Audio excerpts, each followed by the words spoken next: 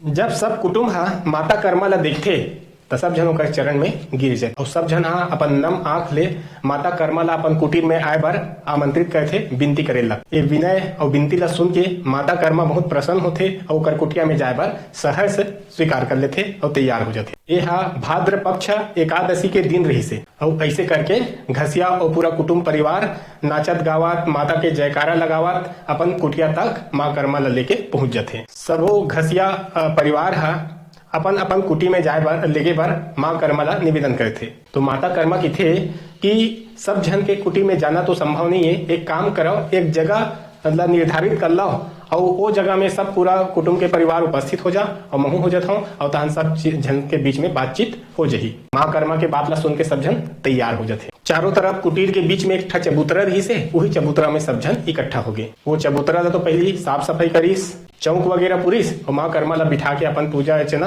और जिन भी सेवा वगैरह है करना शुरू कर दिस और माँ कर्मा के गांव में आए के खुशी में नाचना गाना उमंग करत रही से।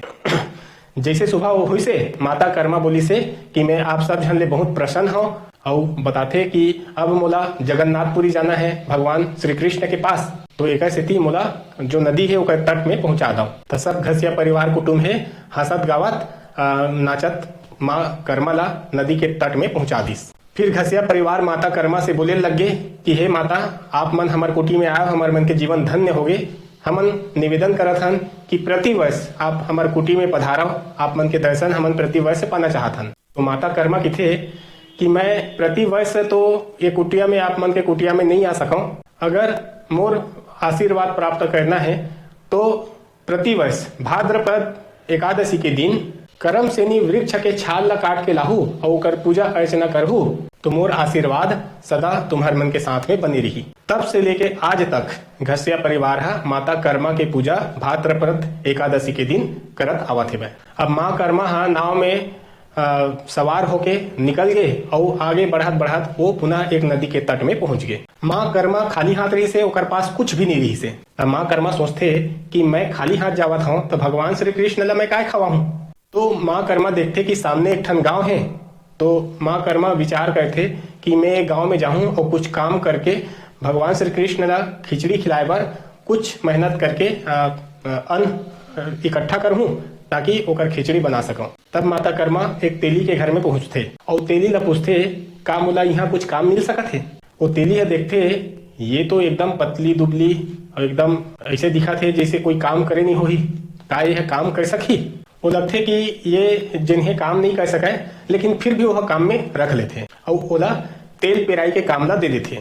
माँ कर्मा वही दिन ले काम करना शुरू कर देते। माँ कर्मा के काम ला देख के वो तेली और साथ साथ और जो काम करैया है वो सब जन आश्चर्यचकित हो जाते। एक गुड़िया जैसे पतली दुबली दिखने वाली महिला देखत देखत कई आदमी के काम ला अकेला कर देते। धीरे धीरे ओकर काम के चर्चा पूरा गांव में फैले लग जाते। तेली परिवार और ओकर पूरा कुटुंब काम के बात ला सुन के सब आश्चर्य हो जाते और वो ला देखे पर उत्साहित हो जाते और सब के सब माता कर्मा के तेल पिराई के काम ला देख के हैरान हो जाते। जिन कर्मा माँ के मुखमंडल है ओकर जो तेज रही से ओला देख के सब आश्चर्यचकित हो जाते और जान जाते कि ये हा कोई ईश्वरीय देवी हरे। वो तेली और ओकर पूरा कुटुंब परिवार माँ कर्मा के चरण में झुक जाते और माता कर्मा से अपन गलती के लिए माफी मांगते और माता कर्मा से याचना करे धर थे कि हे माता, आप कौन हराओ, कृपा करके बताओ, कृपा करके अपन परिचय दू। तब माता कर्मा कहते कि मैं कर्मा हराऊं श्री कृष्ण के भक्तिन हराऊं।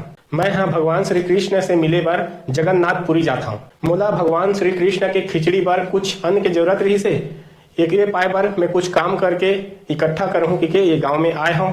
ये बात ला सुन के तेली परिवार और ओकर कुटुंब शर्मिंदा होते और अपन क्षमा याचना करते गलती पर। और ओकर बाद तेली परिवार और पूरा कुटुंब हा माँ कर्मा ला धन वस्त्र और अन्न वगैरह दे के बात करते। माँ कर्मा एक मन के आदर भाव ला देख के बहुत प्रसन्न होते और माँ कर्मा बोलते कि मोला ये सब चीज कुछ नहीं चाहिए और अगर देना है तो मैं जिन मेहनत करे हूँ ओकर बदला कुछ अन्न दे दो जेकर मैं खिचड़ी बना के भगवान श्री कृष्ण ला खिला सकूं। और किथे एक बाद मोला नदी के किनारे छोड़ दो। तेली परिवार ओला कहे अनुसार अन्न देते और नदी के किनारे छोड़ देते। ओकर बाद माता कर्मा नाव में बैठ के आगे पूरी जाए पर प्रस्थान हो जाते।